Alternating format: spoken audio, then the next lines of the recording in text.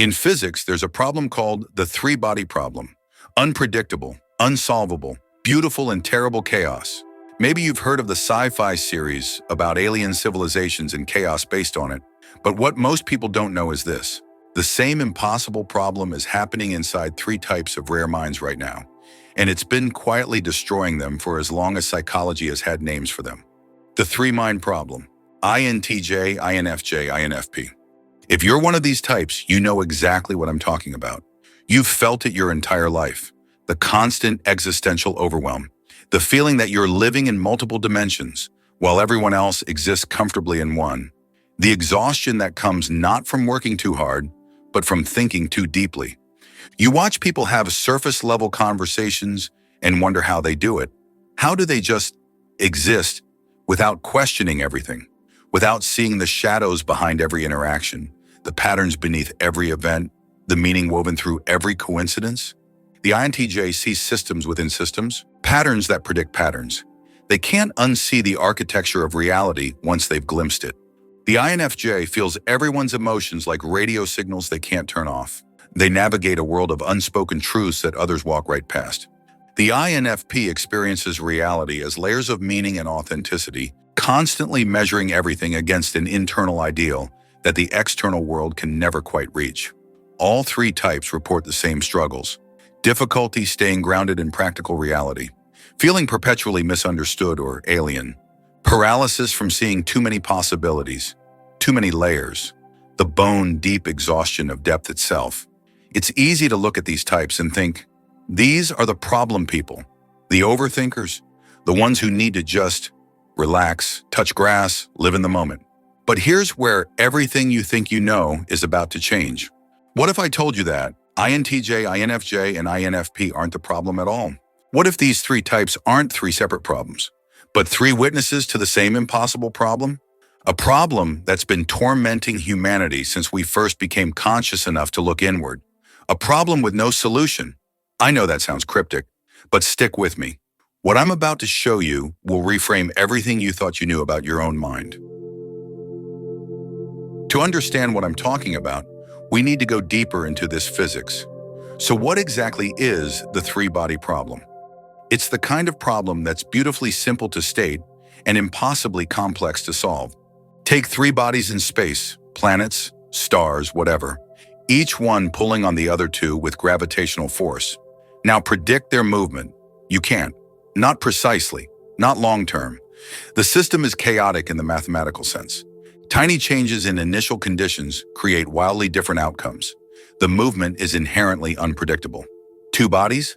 That's solvable. We have equations. Four or more? Paradoxically easier to approximate. But three? Three is chaos. And this is what's happening inside the mind of the INTJ, the INFJ, and the INFP.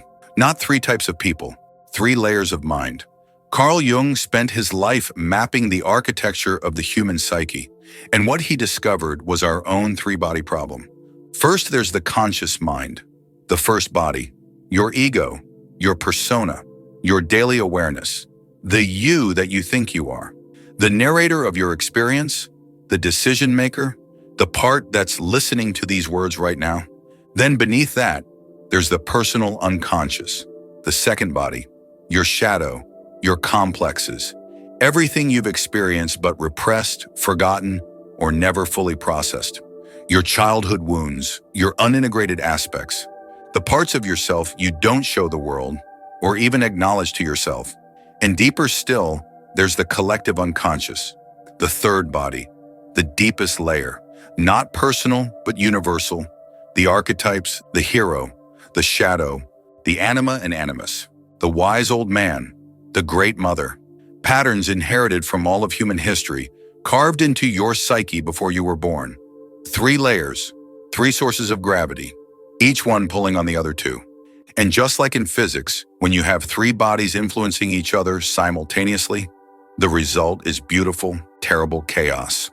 But why these three types specifically? Why do INTJ, INFJ, and INFP struggle with this particular problem more than others? Because of how they're wired. Their dominant functions: introverted intuition for the INTJ and the INFJ, introverted feeling for the INFP. These aren't functions that keep you on the surface. These are diving bells, submarines, functions that pull you down into the depths whether you want to go there or not. Most people live primarily in the conscious layer, occasionally dipping into the personal unconscious, rarely touching the collective. These three types, they're constantly moving between all three, not by choice, by nature, which means they don't just experience the three-body problem, they live it. And living it means something very specific, something most people never have to face. Keep listening, because I'm about to take you inside the chaos itself. So let me show you what this chaos actually looks like. In a three-body system, there's no equilibrium, no stable orbit, no formula that tells you where things will be in 10 steps, let alone 100. The same is true for the psyche. When all three layers of mind are active and influencing each other, you can't predict what will happen next. You can't control the outcome. You can only witness the chaos and try to navigate it. A small disturbance in one layer creates ripples in the other two. Those ripples bounce back. They amplify. They interfere with each other. What starts as a whisper in the collective unconscious can become a scream in your conscious mind. Let me give you a concrete example of how this works. Imagine you're an INFJ, and you've just recognized something about yourself. Maybe in therapy, maybe through journaling, maybe through a painful relationship ending. You've discovered a shadow trait, let's say, hidden rage. You've always seen yourself as compassionate, empathetic, peaceful, but suddenly you can't deny it anymore. There's anger in you, deep, old, fierce anger. That's the conscious mind registering new information. First body activated, but this recognition immediately ripples down into your personal unconscious. And suddenly it's not just about anger anymore. It's about every time you were told to be nice, every time your needs were ignored, every time you swallowed your truth to keep the peace. Childhood memories you haven't thought about in years suddenly feel fresh and raw. Your people-pleasing complex activates. Your abandonment wound activates. Your savior complex activates. They're all connected to this anger, and now they're all awake. Second body in full motion. But it doesn't stop there. This energy drops deeper. The collective unconscious stirs. The archetype of the destroyer rises. Not your personal anger anymore, but the universal pattern of destructive force. The warrior, the revolutionary, the part of the human psyche that burns things down. Third body activated. Now all three layers are influencing each other simultaneously. Your conscious ego tries to understand this rage, but it's being hit with material from your personal history and archetypal energy that feels bigger than you. Your personal unconscious is reinterpreting old wounds through the lens of this archetypal power, making everything feel more intense. The collective unconscious is feeding patterns and images into your dreams, your intuitions, your creative impulses. You might feel empowered, or terrified, or both at once. You might dream of burning buildings. You might suddenly understand every revolutionary who ever lived. You might end relationships that no longer serve you, or you might be afraid of your own power and shut down completely. Which response will emerge?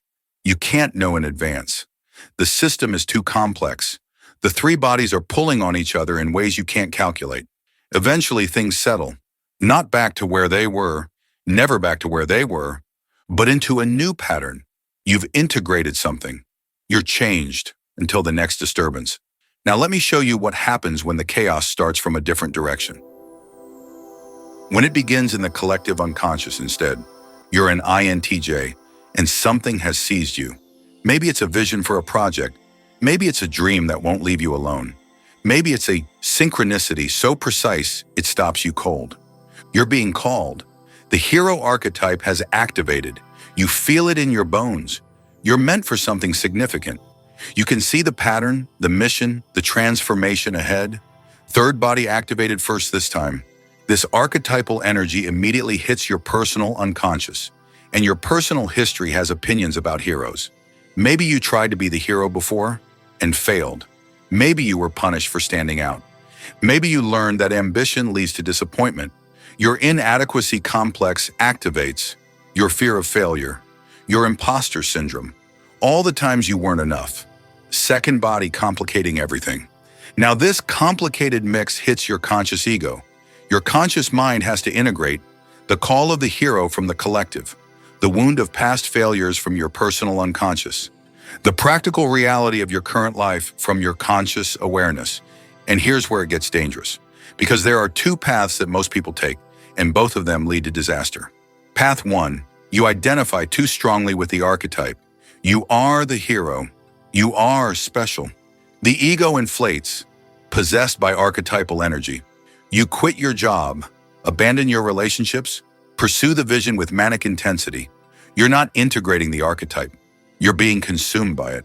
And when reality inevitably doesn't match the vision, collapse, depression, the hero becomes the victim. You've swung from one archetypal pole to its opposite, or path 2, you let your personal wounds win.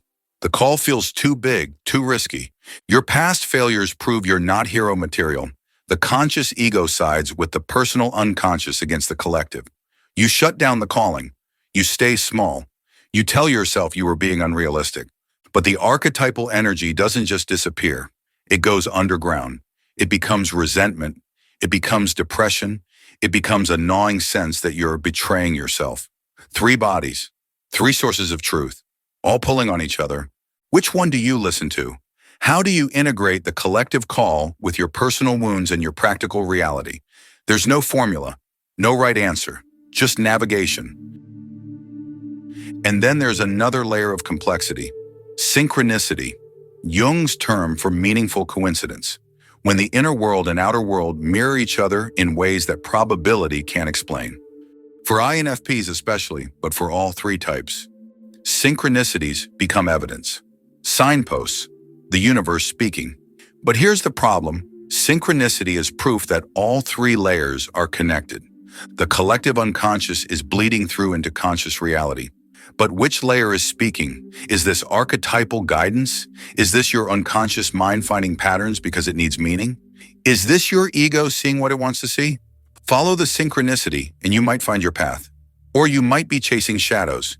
You might be following genuine guidance from the collective unconscious. Or you might be caught in a feedback loop of your own projections. 3 bodies. No way to know for certain which is which. And all of this would be hard enough if you could just retreat into these depths and stay there. But you can't, because you still have to function. You still have to work, socialize, maintain relationships, pay bills, show up as a coherent person. This is where the persona comes in, Jung's term for the mask we wear in the world, the social self. For most people, the persona is relatively stable. It's close enough to their conscious ego that wearing it doesn't cost too much energy. But when you're navigating a 3-body problem underneath, when your conscious mind is being pulled between your personal unconscious and the collective unconscious, dealing with shadow material and archetypal energies and synchronistic signs, maintaining the persona becomes exhausting. Every social interaction requires you to compress 3 layers of reality into one acceptable surface. Every "how are you?" requires you to not answer honestly. You're at a party making small talk about Netflix shows, while inside you're processing a dream about your dead grandmother. That might be a message from the collective unconscious, or might be unresolved grief, or might be your ego's need for comfort, and you can't tell which. And the person in front of you is waiting for you to answer whether you've seen the new season. This is the exhaustion that the INTJ, the INFJ, and the INFP know so well. Not tiredness from work, tiredness from existing in multiple dimensions simultaneously while pretending you only exist in one. And there's one more danger in the 3-body system that we need to talk about. You can get stuck, get fixated on the conscious ego, and you become rigid, defended, cut off from your depths. You lose access to your intuition, your creativity, your connection to something larger than yourself. Get fixated on the personal unconscious, and you become neurotic. Every present moment is interpreted through old wounds. You can't break free from your own patterns. You're haunted by your history. Get fixated on the collective unconscious, and you risk losing your individual identity entirely. You become a mouthpiece for archetypes. You might call it enlightenment or dissolution or cosmic consciousness, but you've lost the grounding of a personal self. 3 bodies, 3 ways to get trapped. The system requires movement between all 3, but that movement is inherently chaotic. Now I know what you're thinking. If there's no solution, what's the point? Why am I even telling you this? Here's why. And this might be the most important thing you hear today. The three-body problem in physics, it has no solution. Not because we haven't found it yet, but because it can exist. Mathematicians and physicists have proven this. The system is inherently chaotic. There is no formula, no equation, no way to predict long-term behavior. The same is true for your psyche. If you're an INTJ, INFJ, or INFP, if you're someone whose nature pulls you into all three layers of the psyche simultaneously, you need to understand this. There is no solution. There's no formula for perfect integration. No book that will give you the answer. No therapy that will fix you. No spiritual practice that will make this easy. The three bodies will continue their dance. The system will remain chaotic. You will never have complete control. And that's okay, because you're not supposed to solve it. You're supposed to live it. What you need isn't control, it's navigation. Think of it like sailing. You can't control the wind, the waves, the currents, but you can learn to read them. You can adjust your sails. You can work with the chaos instead of against it. And I'm about to give you the exact tools to do that. 6 practices that will change how you navigate your depths. So let me give you some practical tools for navigation. First, active imagination. This is Jung's technique for engaging directly with the unconscious. Not analyzing, not interpreting, but having an actual conversation with the figures that emerge from your psyche. When archetypal energy rises, you don't suppress it or identify with it. You dialogue with it. Who are you? What do you want? What are you trying to show me? Second, dream work. Your dreams are nightly reports from the three-body system. They show you what's happening in the depths, not in linear logical ways, but in the language of the unconscious. Symbols, feelings, narratives. You don't need to analyze every dream, but pay attention to the recurring ones, the intense ones, the ones you can't shake. Third, journaling. Not journaling about your day, journaling from your depths, letting the unconscious write through you, asking questions and seeing what answers emerge. This creates a dialogue between your conscious ego and your deeper layers. It externalizes the chaos so you can see it more clearly. Fourth, finding your anchors. You need anchors, physical practices that bring you back to your body when you're lost in psychological space. It might be walking, might be art, might be music, might be simple rituals, morning coffee, evening meditation, whatever connects you back to the present, embodied moment. Not because you should avoid the depths, but because you need to be able to return from them. Fifth, learning your patterns. Even though the system is chaotic, it has patterns. Your patterns, the things that tend to trigger you into your personal unconscious. The times when archetypal energy tends to rise. The ways you tend to respond. You can't predict exactly what will happen, but you can learn to recognize the signs. Oh, I know this feeling. I'm dropping into my wound around rejection. Here's what usually helps. And sixth, community. You need people who can witness your depth without pathologizing it, who understand that you're not broken, just navigating something complex. This might be therapy, might be deep friendships, might be online communities of other deep intuitives who get it. You don't need people to fix you. You need people to see you.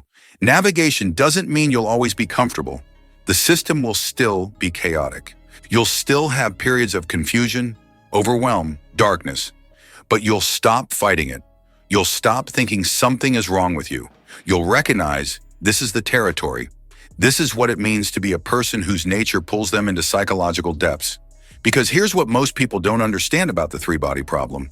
Most people live primarily in one layer, the conscious ego, the surface, and that's fine. That's their path.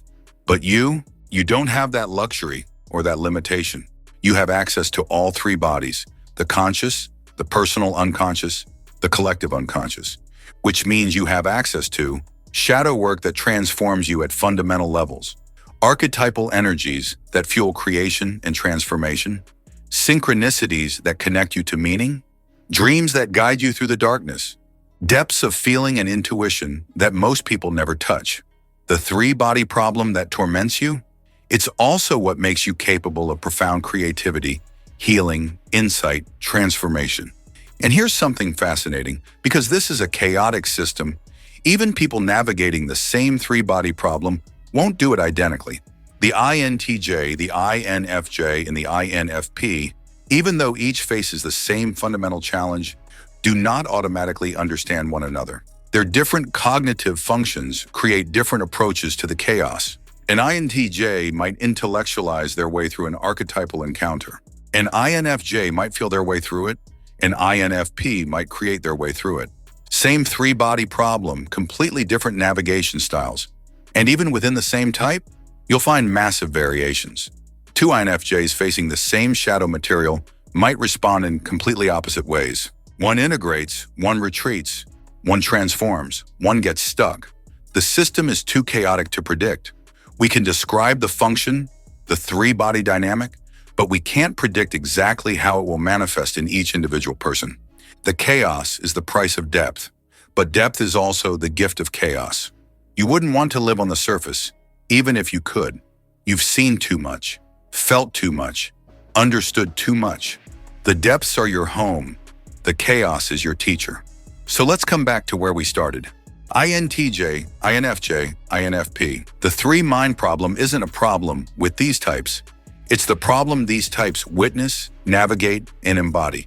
The conscious mind, the personal unconscious, the collective unconscious. Three bodies in constant chaotic interaction. If this is you, if you recognize yourself in this description, I want you to know you're not broken. You're not overthinking. You're not too sensitive or too intense or too much. You're navigating something that most people never encounter, something that can't be solved, only lived. And yes, it's hard. Yes, it's exhausting sometimes. Yes, you'll wish you could just be simple, but you're not simple. You're deep. And that depth, that terrible, beautiful, chaotic depth, is your gift to the world. The three-mind problem isn't a bug.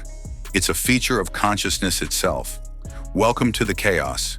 If this resonated with you, I'd love to hear about your own experience navigating the three-mind problem. Leave a comment below and make sure to subscribe so you don't miss what's coming next. This is Wisdom and Happiness, where rare minds explore the luminous depths of Jung's psychology. Thanks for diving deep with me.